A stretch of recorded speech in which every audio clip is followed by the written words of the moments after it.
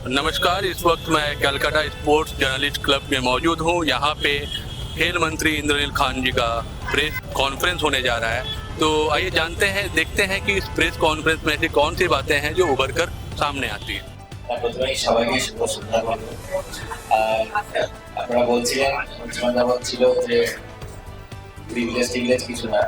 It's an honour to be here with all of you. আপনারা দীর্ঘদিন ধরে ক্রীড়া ক্ষেত্রে যেভাবে কাজ করছেন, আমি শুনছিলাম বিভিন্ন প্রতিভাতা এবং সত্যি কথা বলতে সাপোর্টের অভাব যে পরিস্থিতি দীর্ঘদিন ধরে, যেমন আমাদের পশ্চিমবঙ্গের ক্রীড়া ক্ষেত্রে ক্রীড়াবিদরা, আমাদের খেলোয়াড়রা বঞ্চিত ছিল, এখানে আমি সেরকমই কিন্তু আমাদের স্পোর্টস জার্নালিস্টরাও দীর্ঘদিন ধরে বিভিন্ন ক্ষেত্রে বঞ্চিত হয়ে রয়েছে। তবে এইটুকু বলতে পারি, বঞ্চনার দিন শেষ,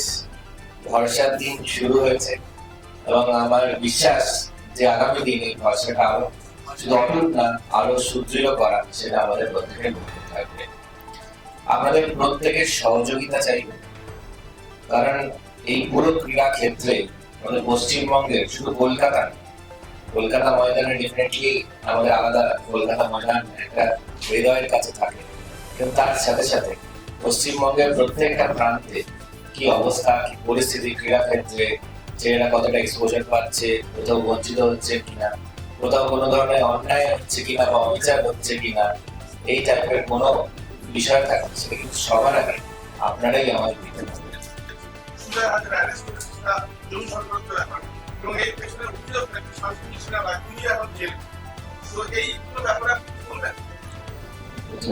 দুটো অভিযোগই আপনি এবং প্রথমটা সম্মানীয় বিষয় কালমিয়া দিয়েছেন, চিঠি আমিও পেয়েছি, পড়েওছি এবং ওনার থেকে সময় চেয়েছি আরো সবিস্তার বিষয়টা জানার জন্য, আগামী দিনে সেটা ওনার সময়ও চেয়েছি, আজকে কথা হয়েছে, সময় চাওয়া হয়েছে এবং আগামী এক দুদিন মধ্যে আমাদের বিষয়টি ডিসকাস করে দেখুন, ভয় এবং ভরসাই থ্রেড কালচার বিভিন্ন ক্ষেত্রে, স্বাস্থ্য ক্ষেত্রে, শিক্ষা ক্ষেত্রে থ্রেড কালচার চলছিল, ক্রীড়া ক্ষেত্র থেকে মানে এখানে ব্যতিরেক ছিল না, এক্সেপশন ছিল না, ক্রীড়া ক্ষেত্রে কোনো ব্যতিক্রমী পরিস্থিতি না। থ্রেড কালচার এবং পুলিশ প্রশাসন, আমি সাধারণ সেনার কথা বলতে, তিনি একজন পুলিশের আইসি ছিলেন, রাজ্যের তৎকালীন মুখ্যমন্ত্রী তথা স্বরাষ্ট্রমন্ত্রী। রাজনীতির কথা বলতে চাই না, কিন্তু এটা দুর্ভাগ্য, কারণ তিনি রাজনীতির ছত্রতলেই এই এত কিছু চালাতে পেরেছে। তিনি আইসি থেকে ডিসি হয়ে গেলেন এবং তার সাথে যে সোনা পাপুর মতন যেগুলো গ্রেডেড ক্রিমিনাল,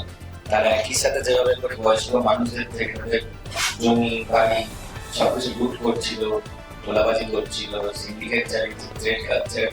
সর্বত্র, এর ফলে পশ্চিমবঙ্গ পিছিয়ে গেছে, পশ্চিমবঙ্গ পিছিয়ে গেছে। বাকি বিষয়গুলো আমার মনে হয় রাজনৈতিক কিছু বিষয় আছে, সেগুলো আমি চাইছি না, যেহেতু আমরা জায়গাটায় আমরা রাজনৈতিক কথা অ্যাভয়েড করছি, কিন্তু সেটা কারণ আমি বারবার একটা কথা বলেছি যে খেলার ময়দানে খেলাই হবে এবং রাজনীতি মুক্ত হবে। যারা রাজনীতিক ছাত্রদলে করেছে সেই সকল ফোর্সেস থেকে মুক্ত হবে। পশ্চিমবঙ্গের সর্বক্ষেত্রে,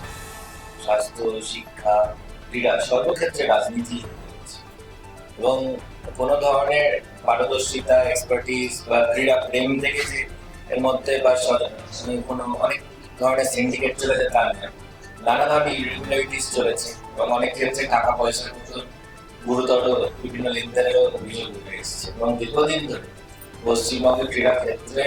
এই সিন্ডিকেটের একটা যে ভুল বাসা বেরিয়েছে, সেটাকে ডেফিনেটলি সেটা ক্লিয়ার করার দায়িত্ব পশ্চিমবঙ্গের মানুষ দিয়েছে আমার, এবং মানুষ যে দায়িত্ব দিয়েছেন সেই দায়িত্ব আমরা एकदम सिंसियरिटीर साथे और सीरियसनेस साथे আমরা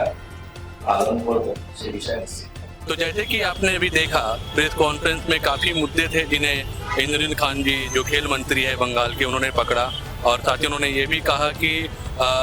खेल में जो है वो किसी प्रकार का राजनीतिक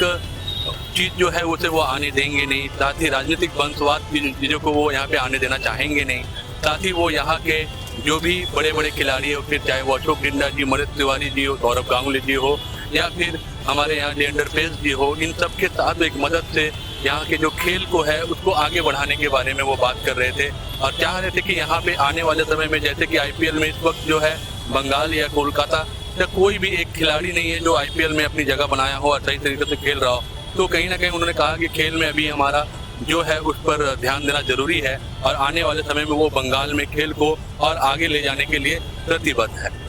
कैमरामैन अपूर्व मांझी के साथ मैं बद्रीनाथ साव, झलक डिजिटल।